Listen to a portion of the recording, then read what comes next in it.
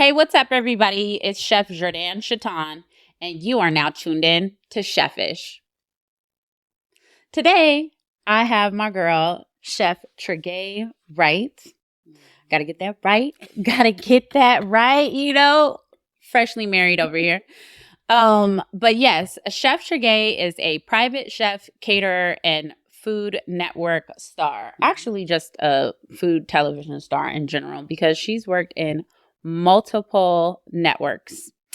And you actually started out in the kitchen with aspirations because of your grandma. Mm-hmm. She always felt that her grandma's plates were like heaven on a plate. And that pretty much stuck with her, right? Yep. And so ultimately she went to Cordon Bleu. And then she started working her way up through kitchens throughout Atlanta. Because we'll get into that. I have to draw it out. I can't give you guys all the sauce. You know what I'm saying? She got to be able to provide the game. So let me reel it in. Okay. So from there, from your Food Network television days and working with the OWN network, it brings you to now. Yeah. Right? This is where we're at right now. Mm-hmm. Okay. Really now. And so for those out there, my chefies that are wondering, me and Chef Tregaye know each other because of a mutual chef friend named Erin out in Los Angeles, California. So, hey, girl, hey. And so we've been able to create a really solid relationship. Yeah. I admire so many things about her. And so I'm super happy to have her here. And so since I told them a little bit about you, you tell me about you. And how you ended up in the kitchen. I mean, what's so funny is when I first, just thought about working and in the field and doing anything, I actually wanted to be a brain surgeon at first. But that's a big change. Huge, right? But then I realized how long I had to go to school, right? Yes. Then how long I have to be a regular doctor before I can be a brain surgeon. So immediately no for me. Immediately no. And, honestly, I started working because aspirations of what I want. I wanted a cell phone. My grandmother said, if you want a cell phone, you got to get a job. Okay. So I became a housekeeper. I hated it. Okay. I hated every second of it. I actually was a housekeeper for a little while too. Hated every second of it. But I used to sneak into the kitchen all the time, and the chef would be in there like cooking. And, I love cooking at home with my grandmother too. But so I started cooking personally with my grandmother, but professionally it was from that hotel because the chef finally let me start moonlighting and working into the kitchen. Now, I just fell in love with food in general because my grandmother, let me tell you something, she don't play. She's cooking. There's never any leftovers. I literally would walk into the house, drop my book bag, close my eyes, and just try to imagine and just guess whatever it is I'm smelling. Because it was different every day. So that's what you meant by heaven on a plate. Oh, my gosh. Yes, it was heaven on a plate because you just never knew what it was going to be. It was always something beautiful. I really loved how she would take ingredients and just try to figure out how many ways she manipulate that ingredient, which is where my food style came from, period. Because that's what I do. I manipulate everyday food. Birthed through your grandma. Birthed through my grandma. Okay. Like, I remember one time she went through this jerk chicken phase. Okay. Not jerk chicken, jerk marinade. Okay. So one time it's like, okay, we had jerk meatloaf all in 1 week. Jerk meatloaf, jerk wings, jerk burgers, jerk everything, jerk spaghetti. My dad was like, okay, listen, we're going to have to slow it down. Slow it on down. But it was just beautiful because it was her way to see food differently and how she could manipulate that food. So that's what got me excited about it.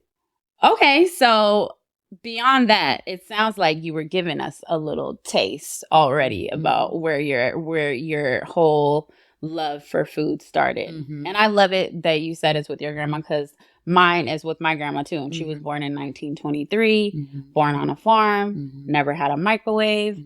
Dinner was ready at 4 p.m. Yeah. You know what I'm saying? Yeah. So I totally understand that connection. Yeah. And so it's a beautiful thing that you've been able to create this entire life. Yeah.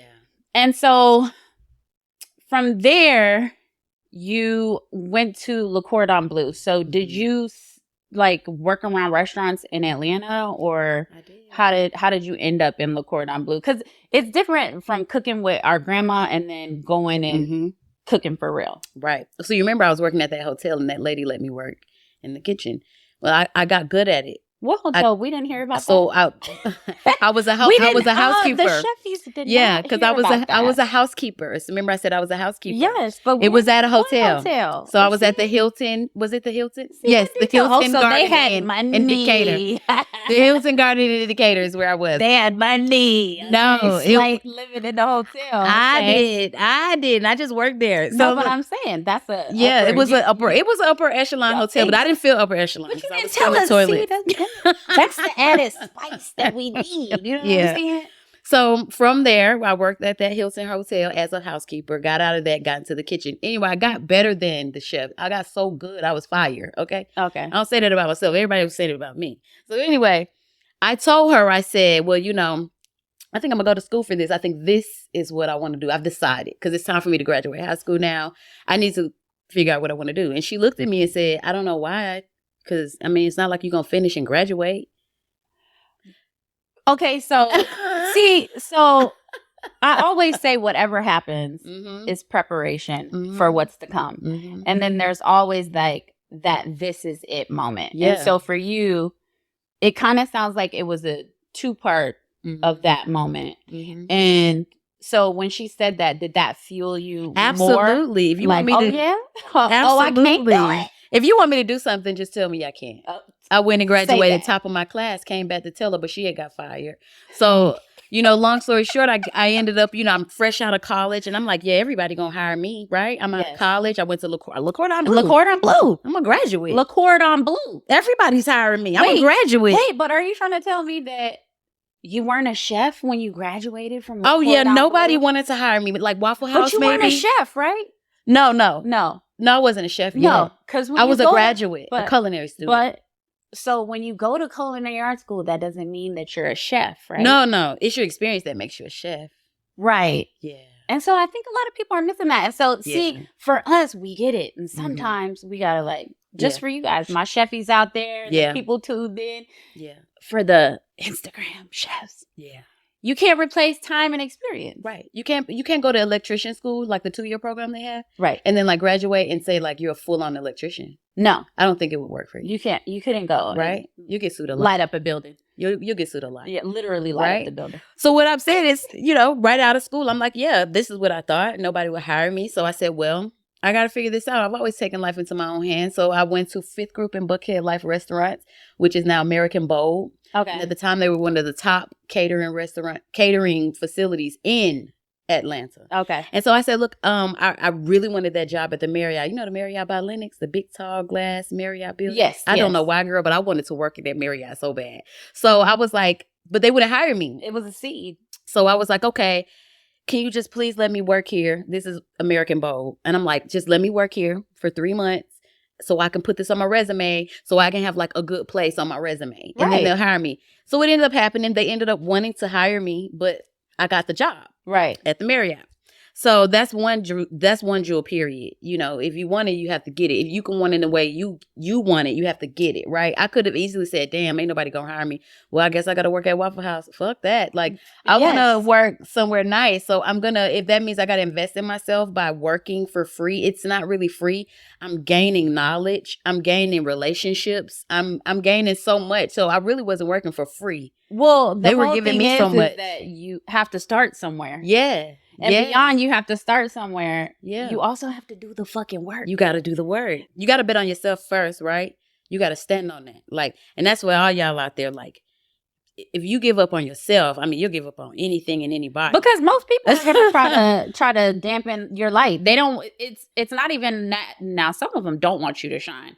But sometimes people don't know how to shine themselves. So they can't tell you, and they're so used to believing that they can't do something that it's easy for them to tell you what you can't do because they ain't never fucking did it. Yeah. I done got it deep out the mud. And I'm going to tell you this, this whole microwave chef thing, right? This whole I'm going to wake up one morning and I'm supposed to be famous. Right. I got black gloves on and I'm like this famous chef because I cook for the Real Housewives of Atlanta for free, right? So I'm a celebrity chef now, but that's not really how that goes, right? Right.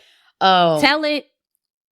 I think there are different categories of chef. Yes. right? I think a celebrity chef is a chef that is actually on television with their own show, networks with your behind own them. show or hosting a show, not competing, not in the background, not competition either, not competition, because a lot of those people really can't cook. Yeah, not competition. You have to be a host of your own show, a judge on a show, or known for your food reviews as a huge restaurateur, right? Then that is like a celebrity chef. Right. Just a chef is, I mean, you don't even have to go to school to be a chef these days. You don't have to go to school to be a chef anyway. I don't think you have to go to school to be a chef anyway. But you can't replace time and experience. But you must have, if you haven't gone to school, you must have staged, meaning you have worked under someone great. Time and experience. Someone amazing. And you have done it for some time. Right. No. Now, don't get me wrong with Waffle House. Listen, y'all. Don't hate on the Waffle House chefs. But that's not what we're talking about. Right. Because Waffle House chef's good now. I don't know about you that could just remember all them orders. Y'all don't realize nothing's in the computer. They remember all of those orders.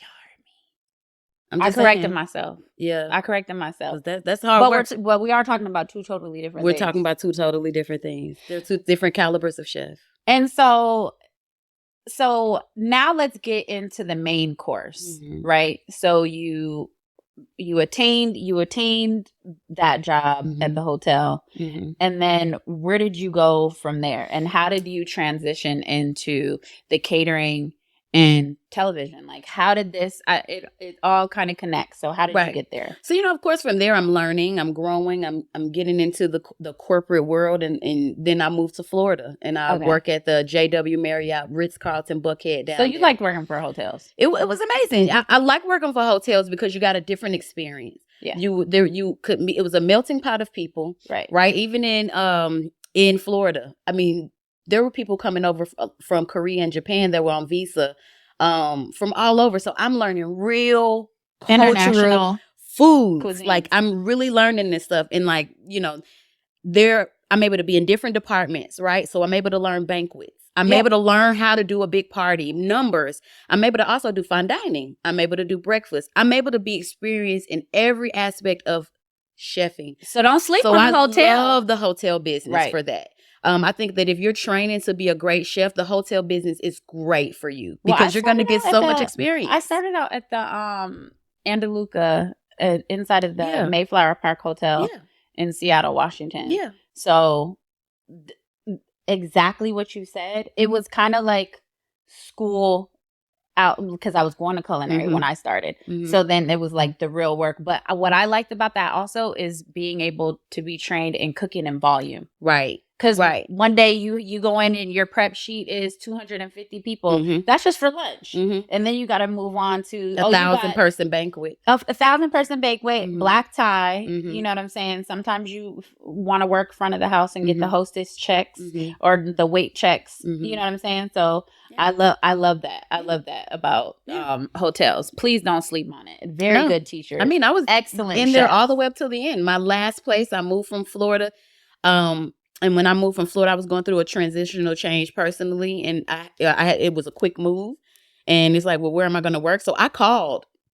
And so stop waiting for people to like call you back for a resume. Please. So I called Sundown. I call it head hunting. Yeah. You got to head hunt. Yeah. People aren't always, sometimes people don't know that they need you. That's it. I filled out the application, but I also called and I was like, hey, can I speak to, think of who you should speak to, right? So for me, I would think I should speak to the executive chef. Right. Hey, can I speak to the executive chef of the Sundown? Called him for 2 days. I finally got him on the phone. And then I was like, hey, I'm going to be in Georgia next week. I live in Florida. I'll be there for like 4 days. I would love to come in and get an interview. I filled out the application, but I'm trying to do this a little quick. I have amazing experience. And if you just give me a chance, like, I just like to come in. He was like, well, the fact that you called me in the middle of the day, for 2 days. You should just come on up. For 2 days. What'd you say your name was? I never heard of a Tregaye I did get a message from you the other day. Come on in. So I came in, sat down, spoke to him, told him who I was, what I was about. I got the job. And that's when I started working for the Westin Peachtree Plaza downtown. And the Sundial sits on top. It's the sixth tallest restaurant in the world. Yeah. Fine dining, amazing food. I learned a lot there. But that was where the change began for me. The change. Yeah, because, in Florida, So this is the pivot. Yeah, this is the pivot. Or is this the pivot, or is this where you were like, I'm just not that corporate. No. This is when I feel realized like there's a moment when you progress in your chef industry, when you transition onto either working with high profile clientele or finding out that you want to be in some capacity in front of the camera. Absolutely. Right? It's like you woke up. Yeah. And you're like, this is not it, but I know what it is. Yeah. And so you manifested the next part. Okay. I just said, I woke up one day and I just said, I realized I'm just not that corporate. I remember, it's funny because I went there last night for dinner with my husband. I rarely go back, but when I went, everybody was there. It was a beautiful moment. I will talk about that later. But, I would go there, and I remember when I finally just decided, I got a banquet done for them, and it was worth over $2 million. I'm like, shit, that could have been my money. Right. So I was just like, you know what? I'm just not that corporate. I'm just realizing, I'm hitting a ceiling. And then I'm looking at all my bosses, and I'm like, they've hit a ceiling. Look at him. He looks tired. Right. You know what I'm saying? Like, I don't ever want to fall out of love with food. Right. I want to always find ways to just make love to it. Oh. Like a relationship, right? Oh, do it the right way. It's like a marriage. You have to continue to, in a marriage, people think that marriage is just last. No, you have to keep dating each other. Keep loving each other. Find ways to, we used to do this. Let's do this. You know what I'm saying? I want to have that relationship with food. I can't do that here, right? So I woke up one day and I said, okay, well, and I'm tired of feeling bad about being here. So I decided to put in my head that this is great being here because these checks are funding my dream. I need these checks so that I can have my dream. So I got to come here and I got to work every day. It's for the next step. Right. And then I got up and I went on Instagram and I found a few chefs. I said, Instagram. I said, I'm going to start finding some friends, that are like-minded like me. That's when I found Ponder, Aline, Stu. Shout out to Harper. And we did this thing called the Chef's Rounds Table, and we all got up, and Chef Rod, and we all got up and we met together. It was just beautiful. And then maybe later down the road, Chef Ponder hit me and was like, hey. I don't know who that is. Chef Ponder was on Chopped and he was on Top Chef. Okay. But he hit me and was like, hey, you want to do the Great Food Truck Race? So I'm like, yeah, this is the pivot. So I'm like, hell yeah. But we didn't make it. They said we were all too good. But they called me back. They said they really loved me. Now, mind you, something about that face. When I worked at corporate for a long time, I thought this is where I belong. But then until I realized they kept taking my recipes, not putting my name on the menu, talking about me. My chef used to tell people he didn't know I knew this, but I did, that I was too loud, ghetto, had too many tattoos, and I was uncouth, is what he said. So I said, okay, that's cool. And I looked up to him. So it really hurt my feelings. But you're a carefree Black girl. Yeah, I'm very carefree. So it hurt my feelings, but it's okay. So I went out and Cutthroat Kitchen called me back. I won. So in my hotel room, I remember being in there that night. Hold on. She just, okay, so Cutthroat Kitchen called you. They called me. They said Cutthroat Kitchen and Guys Grocery Gang called me. I went to Guys Grocery Gangs with my siblings. We didn't win. We made it to the end. I came back for a redemption and won $14K. And then I went to Cutthroat Kitchen and won $20K. Nice. So when I'm in my hotel room that night, I remember thinking, why God kept talking to me and saying, call him. I heard it clear as day. And I was like, why? I don't want to call him. And he just kept saying, call him. And so I called my chef and I was like, Chef, I won, feeling like, When I got back, he had a banner for me in the kitchen, a full buffet, the general managers, all the big wigs from the hotel congratulated me. And from that day forward, he told everybody, he taught me everything I know. Oh, no. He would bring his pastors, friends, family. Like I was like kind of like, he's showing me off. This is the same man that said all this stuff about me. It didn't hurt me. It actually was very funny to me and it tickled me because I was like, I won. I love to make you say I win without me making you say it. And, so for me, I was just moving forward. That's cute, but I loved it. It was great for me. Hey, you're going to have to say my name. He says my name all the time now. He loves saying my name. But without attaching yourself to it. And it's funny that we kind of brought this up, right? Mm-hmm. So because you have worked in restaurants, because it's totally different when you're your own boss and you're doing the catering. You know what I'm saying? People are answering to you. Yeah. But this also plays a part is, how did you feel in the kitchen as a woman? Like, what was that experience? It was very hard. The thing of being good. I mean, 9 times out of 10, like, I could speak for myself. I was the fucking best. The best. Right? But then there were guys in there who weren't even half as good as me. But They were either a man. No, they were a man. You know, it's in the hotel industry. Were they white? A white man. White. A white man. You know what I'm saying? And so it was just like that trumped everything. And if you were a white girl, you was better too. Or if you was a black Oreo, it was great for them because that's who came in and took my position. Me. I like how she just said that about honest. me. Not you. No, because your personality is not of that. That's a personality. It's really not. It's a thing. That is when not. I open that mouth, Oreo does not mean just. No, that don't need her because her mama and daddy black. She's just but an I don't Oreo. try to be. But I don't try to be palatable to other people. Yeah. So it's just she was just. I don't know. That's another conversation. So but it's a real conversation because so I didn't understand it. Like I came in just because I was a little rough around the edges or whatever, but I was good, you know. Yeah. And so, but that taught me something, and I learned that, and it helped me in my TV world, TV life. You know, we don't want to change all the time, but we do have to adjust. And I had to learn to adjust.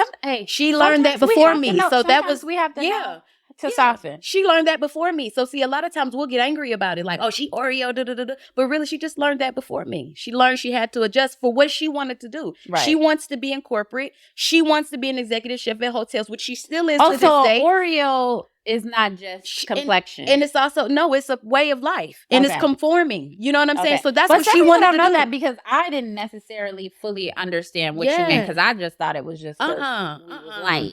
You know, that part of it. It's just the way you carry yourself. It's just a way of, it's just a certain way, about you. So it's like she went in and she would kiss ass. She would do things that she hated because she knew that that's what would get her there. I'm not doing that. To get you know ahead. what I'm saying? So it's like, but I had to also learn, even though I'm not going to do those kind of things, I still have to adjust. It took me time to learn that. It did. To soften a little bit. I didn't know that at first. I was told it, but I didn't give a fuck about it. Like, I didn't want to do it. It doesn't matter. It doesn't matter until we care. Right. And so it could bother you. Right. So I had to care and I had to pull my shit together. And then also, I just knew that that's not where I went. I just feel like I needed bigger. And I used to walk around and say, it's all right because I'm a star. You're going to see me all over TV. I'm a star. I'm just really here to prepare for my stardom. Everybody laughed at me. They thought it was so funny. And then you went on to win. And then I went on to be a star. So star literally was, because I think when I say it, even when I say it, it doesn't register that Star was the name of the Food Network television show that you went on to win as a Black woman. Yeah. Meanwhile, you spent your career with people basically trying to make you feel like you had to work 10 times harder for everyone else, and also that it was something wrong with it. Like it was something wrong with me. Everything, how you carry yourself. I feel like people in general try to make Black women feel uncomfortable because our light just shines so brightly. It's like you're good, but something's wrong with you. You know what I'm saying? Yeah. Like your food is amazing, but we're not talking about the food, which it should be about that. But it's about everything. But even if it isn't about that, it's a way you go about doing it. And so a lot of times within any industry, I feel like we as Black women go through things where we're not treated fairly. Yeah. And then so it's like we have to build a thick skin, but then also be soft and gentle enough to actually get sometimes what we need to get done, and also working in those spaces where Oreo is the only language. Yeah. Right? And also learning to just be your own gatekeeper. I learned, we always think that they're the gatekeepers, whoever that person you think is that has the power over what it is you're trying to do. They don't. You can be your own gatekeeper because look at me. That guy was who I thought was my gatekeeper to send me to the next level. But now he, to this day, calling me to see if he can work with me and called me back to do a judging. The other chef who laughed at me when I said I was going to be a chef in a Marriott. We never forget. He wanted to be honest with me though. And he wanted to tell me like, I'm sorry, I laughed at you, but you did it. I see you everywhere. Yeah. Yeah. Well, yeah, because now you need something. So, it's okay for a little bit of titty to show. You know what I'm saying? Because we ain't selling puss in plates, but just a little bit. You know what I'm saying? That puss in plates. Anyway. Let's get into it. Okay. Let's get into this. Oh, God. So when you became a star. Mm-hmm. Okay, so when you actually became the star of the show The Star on the Food Network, that was season 12, right? That was season 12. So check that out. That's why... Hope you guys heard that, Chefies. That was season 12. Actually, towards the end of that sundial experience, the chef kind of with the racist hater, the racist. So just in now case, my best friend. Oh well, sorry, but you was racist. She's better than me, but see, because I couldn't figure out. I was like, was he black or was he white? He was a white man, and so, anyways, I'll get back. We'll delve into that before the exit if we got time, because really, we're talking about how you won as the star, first Black woman to win. What? Okay. Beyond you telling me how that happened, who hooked you up to the shows after the truck thing, tell me really what that experience was like. Start in the beginning. Literally, I mean, I'll start even before we started recording. I manifested the entire thing. Manifestation. Well, you kept saying you were going to be a star. I manifested it. I manifested my whole life, but definitely that for sure. So did I. Yeah. So it started where, like, okay, at this point I put in my 2-week notice. I'm done working at the spot. I've already done Cutthroat Kitchen, guys, grocery games. But I was sitting at home in my bed one day and I saw Food Network start season 11. And I saw a couple of people that I competed with on Cutthroat and Guys. And I was like, what the fuck? Why wouldn't they call me? But then I was like, it's okay. They're going to call me. And I'm not filling out that 30-page application. They're just going to call me. Right. Well, a week later, Food Network star, beat Bobby Flay, Cutthroat Kitchen, and Guys Grocery Game all called me within 2 days. I thought you was too rough around the edges. You know. I thought you were ghetto. You know. They like that ghetto shit. So, and then from there, of course, I'm going to choose Food Network star. You get a job, right? We are the culture. Yeah. So I come in, I created a whole culture, but we'll get to that on that show. But we'll get to that. So I go on and I'm like, okay, cool. So they're like, well, we need to see your wardrobe or you can wear what we got. But you know, I'm going to wear my own stuff. And I remember I was broke as fuck. I didn't have any money. My bills was late as shit. Tell it. And I was just like at this store in this boutique and I saw this black dress. And I said to myself, man, I got to get that dress. But it was $500, right? So I was like, damn, I got this bill. Let me see, 500. But if I move this, but I can do. Fuck it. Give me the dress. So I bought the dress. Turned the dress in. Because you knew you were going to win. Yeah. And I turned the dress into producers and I said, hey, this is the dress that I'm going to wear when I win. So make sure you put this picture in there. So she sent the laughing emoji back. She thought everybody, I don't know why everybody thinks I'm so funny. So she says this laughing emoji back. It's like, I love your spirit. Well, that is the dress that I wore when I won. Yes. But fast forward before then, I get onto the show and I'm already walking into this arena knowing that I'm different. There are no urban people on the network, period. Yeah. So I'm coming in and listen, I'm from They lack the flavor. I'm from Georgia by way of Philly. So I got the Philly in me and then I got the Atlanta, Georgia in me. And if the Atlanta take over a little more, so I'm a little country, now look, a little ratchet, you know. I love Atlanta. I love Philly though. Yeah. So I got a mix of both. You know what I mean? What's up, Philly? Yeah, that's my hometown. What's up, Philly? What's up? So for me, it's like, okay, all right, I just need to come on here and be myself. But then I'm like, myself, might be too much. I was very afraid. But I was just like, fuck it, I'm gonna be myself. That was self-doubt. For sure. Don't hear from other people. For sure. Yeah. So I get on there and I come in, but I'm like, I'm gonna just be myself. So we had to do a cold open the first episode. And this made the whole What's a cold open for? So the cold open is where it's like the introduction to your show. So we had to do like the introduction to our shows. Yeah. Whatever show we thought we would want that show to be. Okay. So I'm like, what's up? I'm Chef Tregaye. It sounds like what? And we gonna do we all do the same? Yeah, and I'm like, and we gonna keep it cute. You know what I'm saying? Okay. Or whatever. So when I was done, Giada was like, who's Giada? For those from that Food don't Network know. Star from Food Network. Yeah, the Italian. Yes. Okay. She goes, Bobby Flay from Food Network and Giada were the judges. So Giada goes, you know what? You kind of remind me of like a caricature. Which to me was like, what the fuck, right? So I'm like, okay. So I went back. But that sells though. But I went back and changed myself because I wanted to win. Like this is the first thing. I don't want to go home yet. You know, maybe should I change it up? So I go back and I'm changing. I'm like, hi, I'm Chef Tregaye. Oh no. And da-da-da-da-da. Now, this is the pivotal part. We go to the theater because this is the final thing. Right. So we go out. I knew my food was going to be straight. Right. My food is, fuck that. It's good. But you were having an identity crisis? But I was having an anxiety feeling because we had to watch it on the big screen. It was the largest movie theater in LA.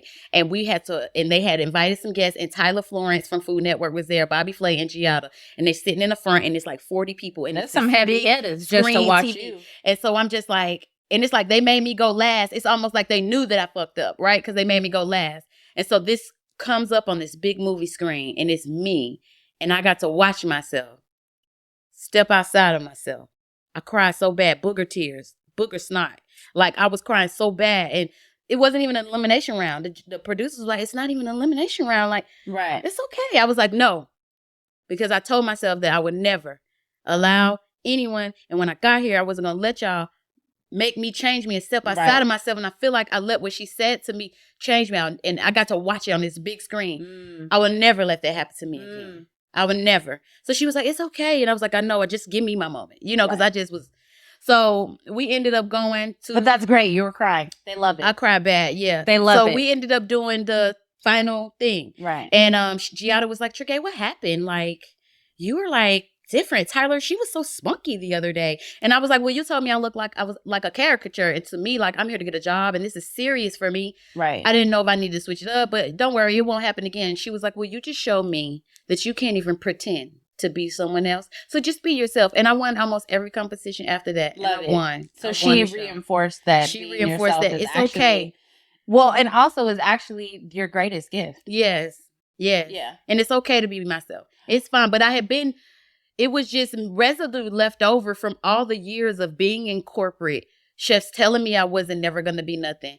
Putting me down as that woman in the kitchen and working hard, not knowing what I'm working for. All that had came back at that time, but I had to wash that away, Right. But you know what? Sometimes people don't know how simple it is to plant a seed in your head that like affects how you see yourself, how you feel about yourself.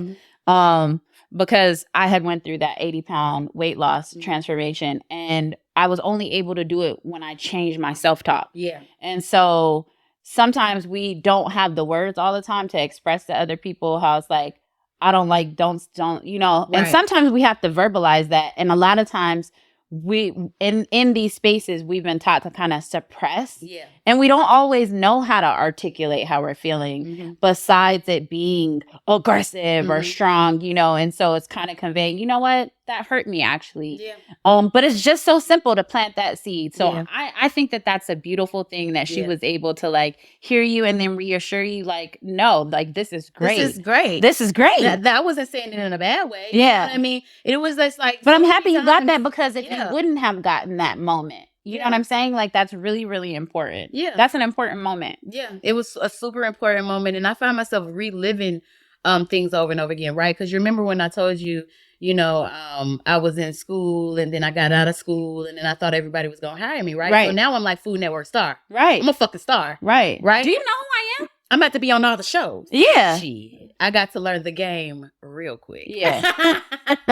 This TV world is a different world. It's tricky. I want to say a couple of things to you guys out there before I even get into this story is, start supporting your women and your Black women on these networks and things like that. Tune in. Tuning in. Yeah. You know what? Even if you're not going to be there, just run your TV. Okay. Have it on demand to where it just comes on. Whatever you need to do, tell your family, tell your friends, because the reason why our shows don't last is because you're not watching. You're not supporting And us. then what happens is later on, the other chefs are like, fuck Food Network, fuck these big corporations. Well, it doesn't really have to be like that, because see, what I did was I came through, kicked that door open for you. Yeah. And I'm trying to make room for all y'all to come in behind me, but you're making me look bad. Right. You got to understand, like, when I'm here now, I became the first African-American woman to win Food Network Star. That shouldn't be. There should be more of us winning Food Network Star. So when I come in and win Food Network Star, right? And then I have all these shows. If you're not supporting them, watching them, and making those ratings go through the roof, you don't have them anymore. You're now not going to have room to be the next Black woman to win Food Network Star, because the networks are going to be like, it didn't work. It doesn't sell. It doesn't sell. And it was so it didn't hard work to even be thought about in the room. Right. So that's why you're now saying, oh, forget these big networks. No. Support us. If you support us, you really don't understand that you're supporting yourself. Because if you show them like, wow, oh my God, like this girl with her spunk and all, right? Her Southern cooking, the way she is, her Philly twang and her Atlanta twang, and all that can literally come in here and the ratings are through the fucking roof. We need more of them. Right. But if it's crickets and y'all not watching, y'all are closing the doors on yourself. So I really wanted to say that. That was important to me. Thank you. Yeah. That was important to me. I because appreciate it. even with After that, I got into it and it was very hard. I'm thinking I'm gonna get all the shows. They gave me some leftover show from the kitchen and called it the kitchen sink, which was really a show that was supposed to be a spinoff from the kitchen. So that was causing a whole bunch of stuff. Right. And then, that we left that and I just was doing judging and hosting and judging and hosting. Okay. So, but from there you ended up, being the first food thought show on the OWN network. Yes. And so what was the difference? First of all, I think that when we talked about you winning the star show, wasn't that culturally it was a big thing, but didn't you experience some things online that were really hard? Do you want to talk about that? Yeah. I mean, when I first won, that's why I need the support of my people. What happened? I won Food Network Star, first African American to ever win that show. I made history. I'm going to be in the history book. When I die, I'm in the history book.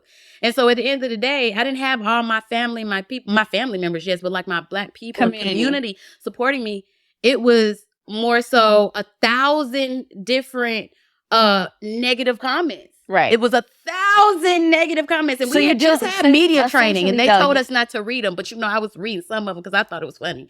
But essentially what you're saying is you dealt with racism. Absolutely. Okay. Oh my God, look at her hair. I like to put a word, look at her. Let's call it what it is. Yeah. You look at her hair.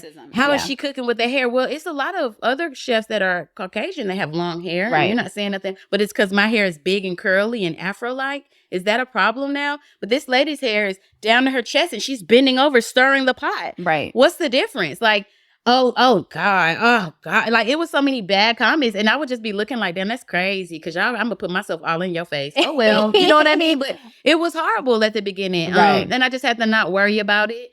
I try to stay away from comment sections. Yeah. If I don't know you personally, I do not engage with the trolls on social media. Yeah. I have to also be okay with that break moment because there's a moment where it could be years where you don't do a show, right? So I need everybody also to stop thinking that just because you get a TV show, you don't have to do anything else. Listen, by the time you watch it on TV, we spent that check months ago. Well, but plus, you know what I mean? It happened 2 years ago. It happened. I don't know how long ago. We've been 2 to 4 years ago. We have to keep it going, and it's not always just a keep it going type of moment. Right. Even if you have season after season, you have a block of open time, so you always have to TV is just a marketing for your brand and who you are. Like when you get a show, your goal should not be your goal is obviously to have more shows, right? But your ultimate goal should be to build your brand up. Like, what can I do? Because now people know me, right? Right. So that's where, Duff Goldman told me one time we were in Nigeria and he said to me, Duff Goldman is from Food Network. He does all the baking. Okay. And we were in Nigeria doing an event and I said, Duff, I've been on a little break from TV and I'm doing catering and stuff, but it's like, what did you do? But first of all, entrepreneurship is the ghetto. And so whoever hasn't told y'all, and there's this big misconception, run your own business, open your own business. It's hard. You're not going to be working 8 hours a day anymore. You're going to be working 12, 17, 24 hours a day, sacrificing a personal life. So what you're talking about, I call it between clients. Absolutely. I'm between a check right now. Absolutely. You know what I'm saying? And you need to always be figuring that out. And I remember he told me, I said, so what do you do? It was a sad time. TV is addicting. Yes. It's very addictive. Oh, the light shined on you. You wanted more. It's very addictive. Not only that, it's the light. And it's also, for me anyway, I get so excited because millions of people are going to get to learn about my food. I really, it's my goal to teach people to see food different. Okay. And then it's for me not to be able to do that, it's what the fuck? It makes me scared. And I'm just oh man, what's next? Right. So from there, it's what do I do? And I said, Duff, so what did you do? Because, he had that cake show for years. Yes. And then they cut it off and now he's back. Right. After 10 years, he's back. Mm-hmm. But I'm what did you do? And he was I did what got me on TV in the first place. Mm-hmm. I started making cakes. Yeah. So I was okay. So I came out with a knife line, a spice line, a clothing line. I came up with a whole merch line. I wrote a book. Now, these things keep me going in between. Well, but I feel like we're skipping a few steps because we're definitely going to get there. But I really want to talk about the differences between the Food Network and OWN network because Tregaye's Way was a really big thing. And so I think that kind of marries into what you were talking about where you need us to tune in. You need us watching because that was that was they essentially were testing things out. Absolutely. They were testing things out. Yeah. And so what were the differences? You know, at that time, I finally was getting my shows. And, for the longest, I was waiting for Food Network. That's my first family. Right. To give me a show. But actually, OWN put in the bid first. Put that bid in. But then Food Network came behind them. And they said, well, we got a show for you. It's called Cakealic, which was fucking weird because I just, Oprah just told me that she wanted to give me a show, right? So I'm like, oh, shit. I got them both at the same time.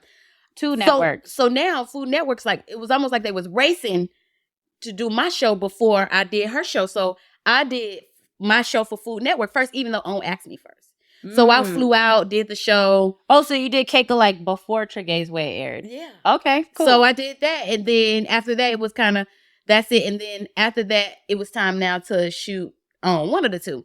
So at the end, I just remember getting a call from Ia. She's a network. Shout out Ia. She's works with the network. And she was like, Tregaye, I'm with OWN now. And, Lady O is coming out with Oprah's Lady O. She's coming out. Some light. She's coming out some light. A line of a block of food shows. And I told her she would be crazy not to have you. But you got to give me all your stuff right now. And it's like 9:00 at night. Right. So I'm like, oh, shit. Okay.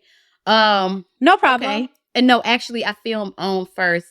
Then I filmed Cakealic. But Cakealic's aired first. That's what happened. Okay. So I'm just like, okay, cool. So I send everything in. She calls back the next day. She's like, yeah, Lady, she loved it, Tregaye. We're actually going to start filming your show very soon in the next month. Okay. So I said, oh, shit. Okay. So we start filming. In that moment, though, even though I had Cakealic and that was a fun show and it was great, it was my first hosting show. Yeah. But I kind of felt like, okay, yeah, but, Oprah got me first. You know what I'm saying? Like, yeah, I wanted Food Network to be that first moment for me. But nobody's Oprah. But they waited. You know what I mean? Anyway, so they were asleep. Yeah, so they were asleep and they didn't wake up till. So when she said, we going over the names of the show, because now this show is my show with my recipes, my real friends. Everyone you see on this show is my real friends, my real family. Yes. My recipes that I wrote. Because for years, the network wouldn't let me do my own. They would write the recipes and then I would just have to cook them like it's my recipe. Right. So which a lot of people don't know that about. Yeah. About so y'all be looking at us like, yeah, what's that nasty shit she cooking? Listen, those are not our recipes. We're just showing up. We're just this is my job, okay? We're just doing what they told us to do. I know that I'm making a sandwich cake right now made out of deli meat and cream cheese, but this is the job. This is where the check is. Right. So, from there, we're like, we're gonna name the show. And then it was the moment when they came back and they were like, okay, we came up with the name for the show. Mm-hmm. And so I was like, okay, what is it? And they was like, Tregaye's Way.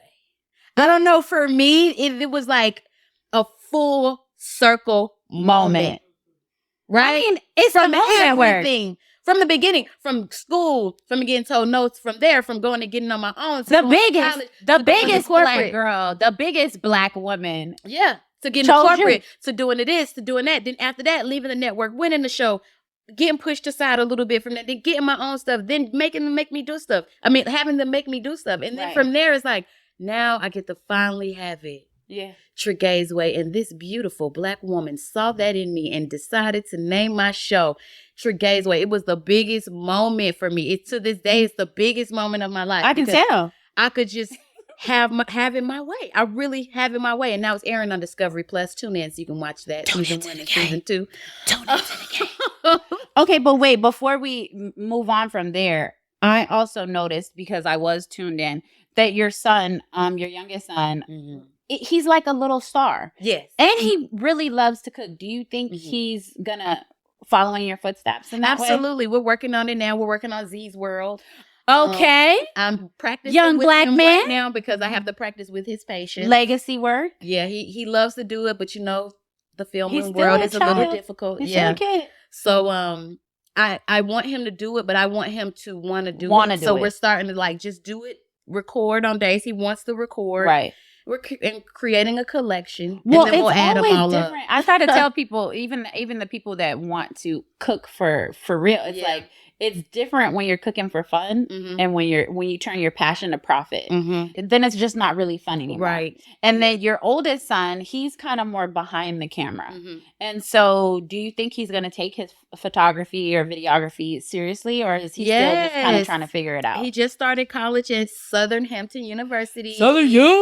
For filming and photography. I said, boy, I done bought thousands of dollars. Girl, we got so much equipment at the house. You better do something with it. These same lights y'all got in here, the cameras, all that. I'm like, what in the hell are you gonna do? Are you gonna do something with this? Right, please. Man, this investment is made. And he's like, well, I don't know how to do this, and can you teach me? I said, I don't do this. You gotta learn. You need to go to school. So initially, I would try to put him with mentors and stuff. Right. But, doing that is very difficult because, when he's going to work with them, they're in the field. They're working. Right. They can't keep stopping and showing him stuff. So it's best for him to go to school. So he's doing that now and he's getting great at that. Okay. And yeah, Zaire, he's a little ham. Zaire's pretty lit. I love it. Yeah. Okay. So, after a long day of cooking, right? What is your go-to thing to eat? A long day of cooking. What does that look like for you? Buffalo wings with sweet chili sauce, lemon pepper, extra wet, extra crispy, blue cheese. That's your go-to. Yeah, if I just need to go grab something right quick. No, but I mean when you get home. Oh, if I need to get home. Yeah, what is your go-to? Not ordering that. I just cut some charcuterie, some cheese and meat up. I love to eat charcuterie. Something simple. Get a little wine. Okay. I always have some good cheese in my fridge and I always have some good salami or the grown-up lunchable. Yeah. I keep good bread, even though my husband don't let me eat it all the time, but I keep good crackers, good meat and cheese on hand at all times at the house. So and then it's quick, And then when you're cooking in the kitchen, what are you listening to? Wow, I listen to a lot of different things. I listen to Pastor Mike Todd sometimes. Okay. I listen to Sarah Jake. Sometimes I just like them to talk to me and keep me going through my day. Beyonce's a vibe always. Okay. Kendrick Lamar's a vibe always. Okay, so you keep it mixed up. I just mix it up. Okay. Sometimes I'll listen to music, and sometimes I'll just have someone speaking to me. Joe Dispenza's amazing. Okay, I like listening to him for manifestation and rewiring my brain. I like to do that while I'm working. I just feel like I'm feeding my brain when I'm working. Okay, so now that we went over like the main course of your life, tell me about your dessert. What is this about the game tour? What is that, and why is it important to you? Playing the Game Tour is a charity, it's a nonprofit. Playing the Game Tour. That's my notes. Yeah, it's a nonprofit, and we actually recently have partnered with Saving Our Daughters. And so what we do is I have a junior chef summer camp. And since pandemic, we've kind of stopped, but we're starting back next year. So I'm super excited about that. But what I do is we get a whole bunch of junior chefs together. We actually partner with Ron Clark Academy. Okay. And I get 4 weeks. We only get 1 day a week to train them and teach them how to shop. Sprout sponsors us, and I take them to the grocery store and teach them about food costs. I teach them how to create a recipe. And then we go to Piedmont Cancer Wellness Center, and normally I do cooking demos. Okay. Well, this whole 3 weeks they're practicing so they can do the cooking demo. I love it. And one of my girls, she's 14. She has at the time she was 14, she was a diabetic. So it's just really good to see the kids do it because you're teaching them life skills that last a lifetime. It was a woman, she had lupus, and I'll never forget this. I cry every year because I'm a sap for the kids. But this year I came in and she just was snarling, like literally just crying. She just looked angry. Oh, and, upset.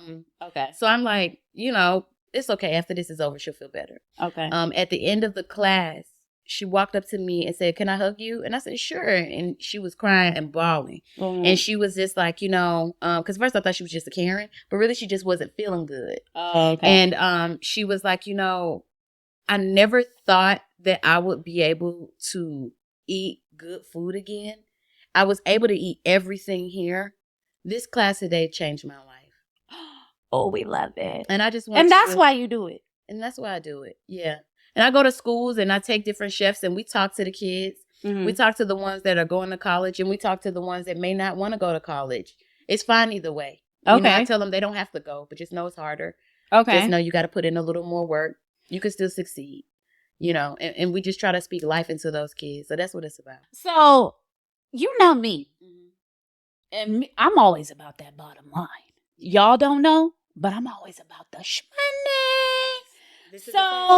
So beyond you creating, okay, so when you do television, do you handle those contract negotiations yourself? No. So you got a lawyer, or do you have a talent agent? I have a manager, and my management team comes with a lawyer.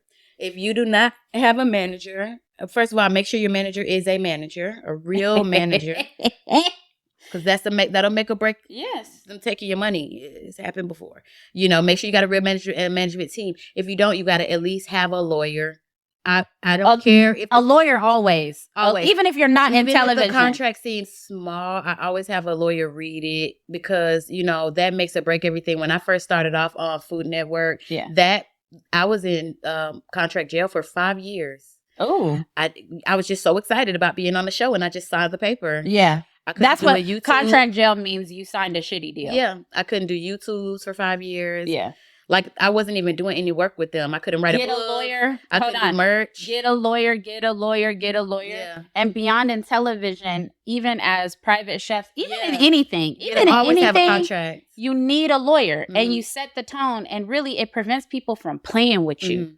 It prevents people from playing with you. Even when people are like, well, you don't need a lawyer. What would you? Yes, I do. Yeah. And you saying that is you're being on a faulty side. So get a lawyer.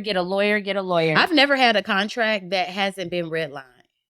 Red line just means that that my lawyer saw something on the page that didn't agree with either something that I have going on right now. It's a possibility it could ruin something that I would like to do in the future. And maybe the dollar ain't right or something like that. So they take that out, red line, and then they put in what they would like. And that's a part of the negotiations. It will go back to that person. That person will look at it. Maybe they'll redline it again and send it back with the final pieces. And then maybe you're like, okay, good, but let's change this last piece. And then that'll go back, and then that'll be the final. There's never a get the contract signed and sign it, and we're done. You are never supposed to sign it right when they give it to sign you. A contract. Never. For sure. And so beyond that, because of the big boss that you are, you also handle contract negotiations for your catering company. And so tell me what that goes like. Like, how do you determine how much you're going to charge someone? Like, what factors go into that? Knowing your food cost is super important, so that you're actually making money and we're not just guessing what the price is. So you're going to definitely know, like, if I'm doing 2 pieces of sausage and this case costs $60, how much should I sell 2 pieces of sausage? Break it down. Right? Because that way you'll know that, okay, well, if I do that, I'm just making up numbers right now. So don't be trying to really calculate what I'm saying. I'm just throwing numbers out there.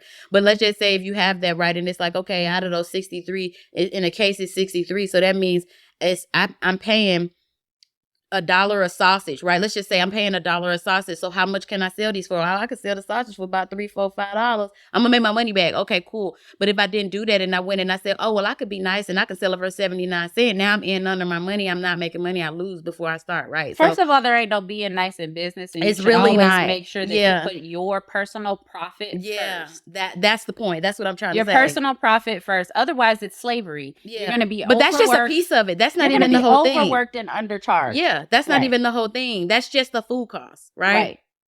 You always walk in the door with a set, which is separate.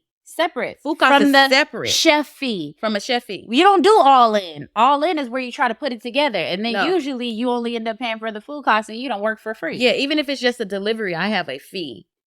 There's a fee for that. Yeah. So you're going to go anywhere between $1,500 and $2,000 just for a delivery. But that's just the fee.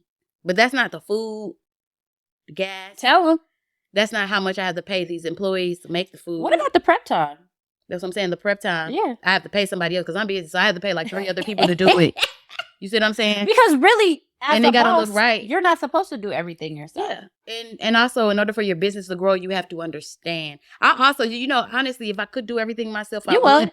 But I had to train myself. Even sometimes I'm available to do it. Right. But I just will utilize the staff. I always tell myself, utilize the staff just because I'm training myself to understand you can't do it all. You can't do it all. You can't do it all. It took me some time to get out of that because I was on my own for so long. And I didn't really like spreading it out to other people, and then I became a fallen hero because I would take on too much.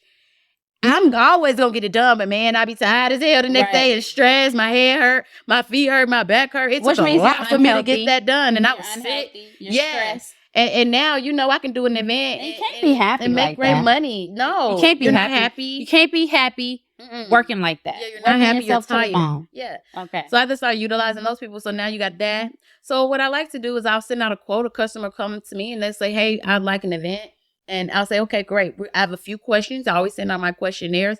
First things first. So you got to have a questionnaire to send out to people. And that questionnaire would begin with, our minimum is this. Minimum. For chef service fee. Because if you ain't got it, we can't help you. Yeah, our minimum chef service fee is this. You have to have a minimum, whether it's $500 or $1,500. You have to have a minimum, and then it's like, okay, $1,000 to $10,000. Yeah, just depending on where you are in your career, because everybody don't start at the end. Yeah, we gotta be honest, right? We don't want to have them out there charging $1,000, and then we don't want to do them like that. Okay. So I'm just trying to get them to dream but bigger, I want them to see the bigger picture. I want you to see the bigger picture, but I also want you to know where you are, right? I want you to know where you are. I want you to know where you are in your culinary career. I want you to be honest with yourself, right? Are you great? Have you been having a lot of mistakes?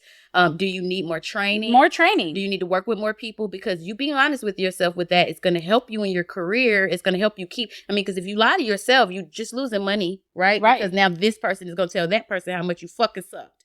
And so now you're ruined. You ain't going to work with the other people. You're ruined before you started. You're be done. honest with yourself. Put a fork in her. And say, hey, look, my minimum, if you're a lower end, like you're just starting, hey, my minimum is $500. You know what I mean? And I can do this. If you're a chef on our level, hey, my minimum is $3,000. My minimum is $1,500. I don't know what I mean? First of all, I won't even talk to you unless you are a high profile client or somebody that I know is not wasting my time. I actually have to charge a $250 fee just for you to even talk to me. For sure. And it is a consultant fee because a lot of times people want to play. You ain't gonna play in my face, because what you're not understanding is if I took an hour, 45 minutes to talk to you, I could have probably made $1,000 somewhere else. For sure. So me saying $250, if that's outside of your mind or your budget, it's probably not going to go anywhere. But that's where that key line is. The minimum budget to work with me is this. But I always try to let people know, like, you can't even have a consult with me for free. I don't do that. For sure. Unless I want to. Right. And unless you want to, and that'll be, Well, but people don't know about this unless we articulate it, I feel like. That's you know what I'm saying? It's true. And you know what? What a contract is really supposed to look like. That you pay that, if they want delivery, there's a fee for that. If they want a buffet set up, there's a fee for that. If I'm bringing in my own equipment, there's a fee for that, because all of that is time and labor. And if you need help writing a contract, there are many avenues. Rocket Lawyer is amazing. Fill in the blank. That's a good resource. Rocket Lawyer is amazing. You need a repeat contract? That. Rocket Lawyer. It's called Rocket Lawyer. No, they don't pay me, but they're Get great. Your Googles, and I think that you guys on. should use them. They don't pay me, but I think you should use them. Literally, it's a list of different contracts you may need: catering, barber, makeup, whatever you need, and then you'll click that, and then literally you'll click what state you need the laws to abide by. And it'll literally create a mock-up for you. And then you put your information in. And at the end, you have a legally binding contract. Binary by the laws of your state. But still get a lawyer. And you can still get, for the bigger contract. If you're making a contract, they're going to need a lawyer for you. Yeah, for a bigger contract. If you're creating. But if a contract is coming to you need a lawyer. That's the difference. Yeah, if a contract is coming to you need a lawyer. If you're creating a contract, Rocket Lawyer is fine. They can do whatever they need to do. Let them spend their money on that lawyer situation. But other than that, just making sure you're stern with it. And when you do your quote, just give them 2 options. I always give them 2 to 3. I try to do like a silver, a gold, and a platinum. Right. And then you put the prices on there, and that's it. Well, because ultimately you do want to make that money. For sure. And then what you do is, what I like to do is, I'll give them a good old breakdown. So I put the menu, my silver, gold, platinum, right? But then at the top, per server, $225 for 2 hours. Bartender, this price. Chef service fee, this price. Because a lot of times, clean up. Please don't clean up. So now they know that these are separate. Right. And this is the food, because food cost is a motherfucker. You know how much eggs are? So you got to get that this is the food. And this is how much it costs for me to buy the food, cook the food, and make a profit. Right. And then this is how much it costs for me to pay these people. Would you like a server or bartender? So the important thing is to always make sure that you send somebody an actual breakdown. You have to send a ballpark breakdown too. It's I always always say ballpark. plus or minus, because sometimes it's going to go over and sometimes it might be a little bit under, you know, and that's going to be great for all of us, because then you're going to see that I saved you some money. I'm going to show up and do an amazing fucking job and blow your mind. And a beautiful suggestion is always great for you caterers out there, because sometimes we'll get stuck making shitty food because it's like the client maybe didn't know what they wanted and they had a dream last night that they wanted nachos and steak at a, you know, gourmet like event. So and it just doesn't really go. You may offer them that, but then at the bottom you're going to say, hey, well also, you know, this or this. We do these nice, beautiful tables for $2,000. I think you'll love it. Here's some photos. People are always wowed by this. And you'll upsell yourself. They'll buy it. See, but the thing is, you let them know they needed it. They didn't even know they needed it. You educate your clients, because sometimes your clients don't know. They don't know. They don't know. They don't know. Just like sometimes you don't know. And that's why it's important that you educate yourself. You just got to educate yourself. So I say all that to say, you know, because I know we're always advocating, right, for the chefs out here. Get more money. Get more money. I always am with get qualified first. I'm with it, right. But get qualified first. Chefs. Because some people is out here charging prices and like showing up doing horrible work, and then you're messing it up for all of us. Yes, man. You're messing it up for yourself. You know what I'm saying? So just be honest with yourself. Don't be like, you know, just humble yourself. You know what I'm saying? Like, and you need to learn more. You need to learn more. And then beyond that, to wrap the financial conversation up, how do you determine how much you're going to pay someone? By their skill set. By their so they got to show you first. No, by their resume. Where have you worked? What have you done? You do actually, yes, you have to show me first. My chefs, when they come and work for me, I'll have them come visit me one day and just do something. Do a trial. Just do something light. Do a little trial. You know, nothing too crazy. Go to the store, grab these few things. Do these things. I'll put them on something. Come here. Hey, I just need you to work with me here. Just light. And I'll inform them that this is a training, you know, and we don't really pay for training because I shouldn't be paying you to teach you. Right. So because free game is going to take you a long way. This is just a training day. And then I'll just have them come in and shadow me for the day. And then once I see like, okay, you know, $18 an hour. Okay. And then I may say 25. What do you know? Is that high for you? 25. 25 is high an hour. Yeah.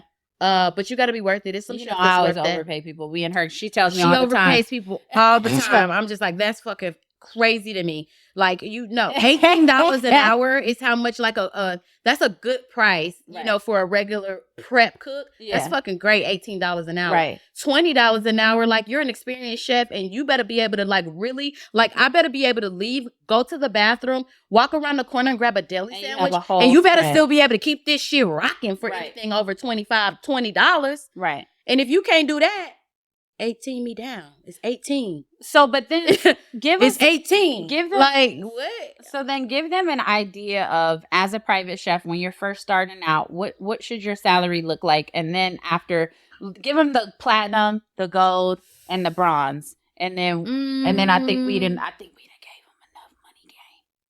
I don't know. That's kind of hard, too, because, I mean, I've done private stuff for 30 people for $20,000. Mm-hmm. And I've done private stuff for 20 people for 5,000. But it's usually, okay, but honestly, to me, like for me, I kind of have a minimum of, I at least need to get $1,200. If you're not talking about $1,200, $2,000 for the day. At least 12, at least I'm $1,500. I'm not rolling out of the bed for, if it's not at least $1,500, I'm not even gonna open my eyes in the morning. So, but that's where we're at now. So, but when you first got in, like on an average for a private chef breakfast, lunch, and dinner, what were you cooking at for a day? About $500. You were making $500. About $500. That's actually really well because a lot of times people are starting out at about $250, $300. Yeah, no, I was hitting it because I was coming from fine dining, so I knew how to. I had game. Yeah, you know what I'm saying. I mean, I started. You had game and you also had education. And I had education. I started my very first consulting job. Mm-hmm. Bitch, I ain't never consulted a day in my fucking life.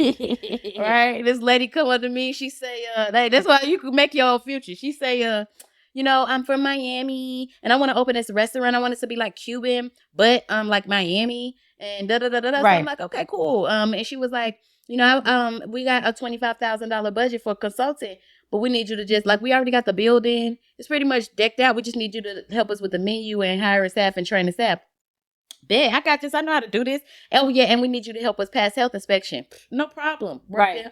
In my mind, I'm like, I worked in hotels for over 20 years. We had pass health inspection every month. Like, this is easy. Right. So I went and educated myself a little bit more. I signed that contract. Okay. And I went and educated myself a little bit more and did the work. And I got like 3 more consulting jobs after that. But I had never did it before. So if I just said I couldn't do it because I never do it, I mean, I would have shit on myself. I would have been $25,000 lesser richer. You know what I mean? If that makes any sense. But, you know, so you just got to like, you know. And you created a new way to get that money. And I created a new stream of revenue. You know, I'm still doing it to this day. I love it. Yeah, I'm getting ready to open a spot now, but you know, for the longest, I was like, shit, I like this consultant shit too much. Like, I don't want to have to. I don't even need the responsibility, right? But let now me get I'm that ready. consulting bag. So we opening 2 spots: Miss Lounge, which is gonna be off Rock David Abernathy. I don't want to tell you when we're gonna be open because that is a whole nother conversation. Them rehab. Well, we don't need dates. Yeah, that's a whole nother thing. We don't need dates. And then the other restaurant, but I ain't gonna tell you the name of this restaurant till it's open because it's that exclusive. So before we wrap this up, I do want to briefly acknowledge the fact that you actually went through a complete body transformation. Can you tell me how much weight you've lost or like where you started? I don't even know.